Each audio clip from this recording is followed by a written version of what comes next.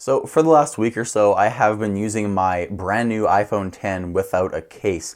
Now, you may call me crazy, and you won't be the first person to call me crazy. I recall a few conversations in public, and even an employee at Best Buy called me crazy for not using my phone with a case. And it's justifiable because in Canada here, this phone is $1,300, and that's not to say I don't have any protection on it because I do have Apple Care. But I just want to explain to you why I've made the decision to go caseless, at least recently, on my iPhone X. So first, let's jump back to the iPhone 7. When that phone first came out, even the iPhone 6 and the 6S, it's exactly the same.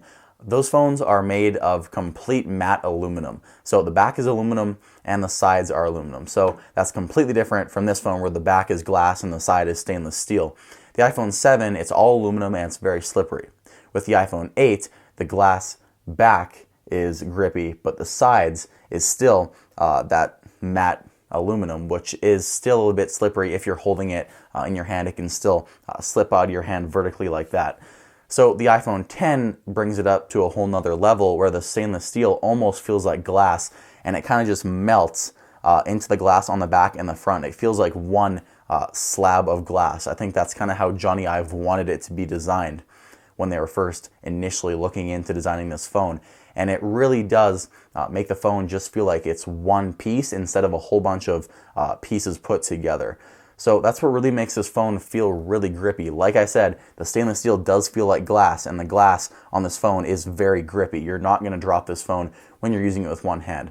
If your hands have a little bit of sweat or a little bit of oil on them, which most people's hands do, that's what's going to give you the grip on this phone. You can see here I'm holding it in my fingers, shaking it, and it's not moving. So this phone gives you a really good grip, very similar to the iPhone 8 and 8 Plus, except the iPhone 8 and 8 Plus has that matte finish aluminum, which can lead to you dropping your phone vertically like this out of your hand because the sides are still pretty, I wouldn't say slippery, but they just don't allow you to get that much of a grip if you have any sort of oils or sweat on your hands.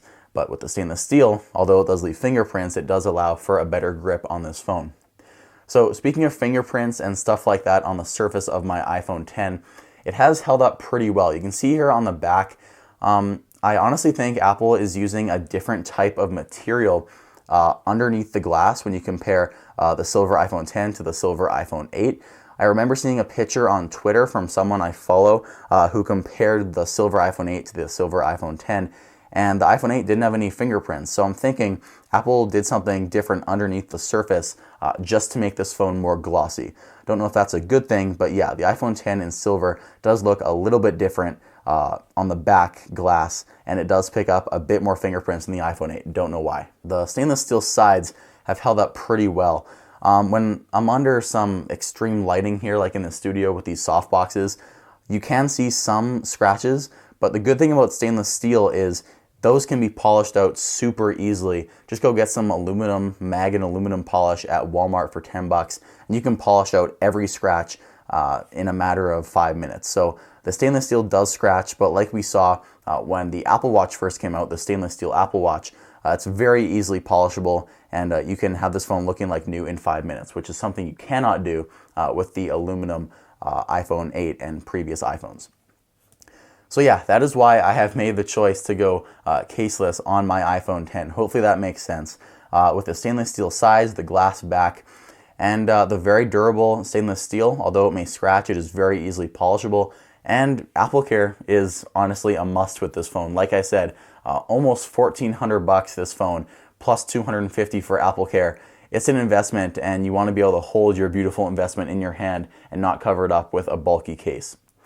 So yeah, guys, hopefully you liked this video, me explaining why I made the decision to go caseless. My previous iPhones, I usually put a case on it because that aluminum was so slippery, but with this phone, I just feel like it's not going to fall out of my hand ever. So yeah, tell me what you think about this in the comments down below. Drop a like on this video.